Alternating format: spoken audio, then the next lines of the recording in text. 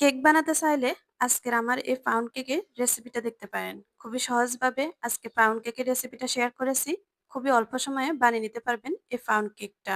Hello everyone, আসসালামু আলাইকুম। মেরিনাস home কিচেনে আপনাদেরকে স্বাগতম। চলে যাচ্ছি মূল রেসিপিতে। একটা মিক্সিং বোলের মধ্যে ২ টা ডিম নিয়ে নিচ্ছি।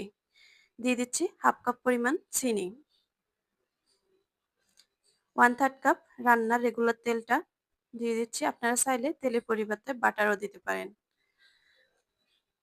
১ চা চামচ ভ্যানিলা এসেন্স দিয়ে দিচ্ছি। সবকিছু একসাথে ইলেকট্রিক বিটার দিয়ে বিট করে নিচ্ছি। চিনিটা গলে যাবে, সাথে সাথে কালারটাও চেঞ্জ হয়ে যাবে। হাতের কাছে যদি ইলেকট্রিক বিটার না থাকে ব্লেন্ডারও ব্লেন্ড করে নিতে পারেন।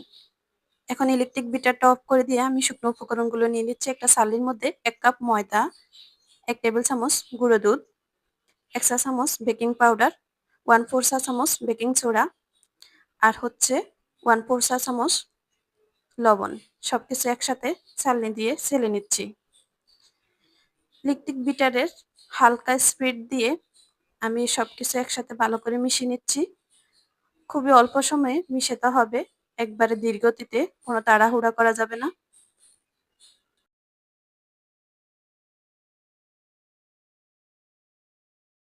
এখন কেকের মিশ্রণটা সম্পূর্ণভাবে রেডি। এখন আমি একটা মোল্ড নিয়েছি, মোল্ডের মধ্যে একটা বেকিং পেপার কেটে নিয়েছি আর এই মোল্ডের মধ্যে কেকের মিশ্রণটা ঢেলে দিচ্ছি।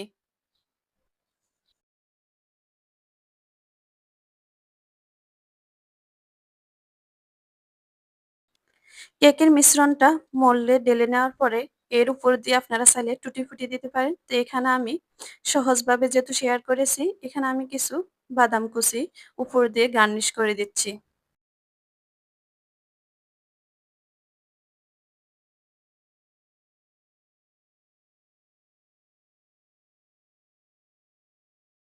হালকা হাতে একটু ট্যাপ করে নিচ্ছি। আর আমি কেকটা বেক করব চুলায়। তাই চুলায় আগে থেকে একটা সসপ্যান বসিয়ে প্রিহিট করে নিয়েছি। এখন এর উপর দিয়ে মোল্ডটা দিয়ে সিলভারের ঢাকনাটা দিয়ে ঢেকে ৪০ মিনিটের মতো অপেক্ষা করেছি। ৪০ মিনিট পরে ফিরে আসলাম। আর একটা কাঠের স্টিক দিয়ে চেক করে নিচ্ছি। দেখুন কাঠের স্টিকটা একবারে ক্লিন আসছে।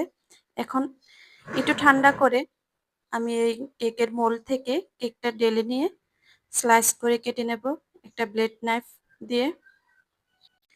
এই ছিল আমার আজকের সহজ পাউন্ড কেকের রেসিপি। আশা করি আপনাদের কাছে ভালো লাগবে।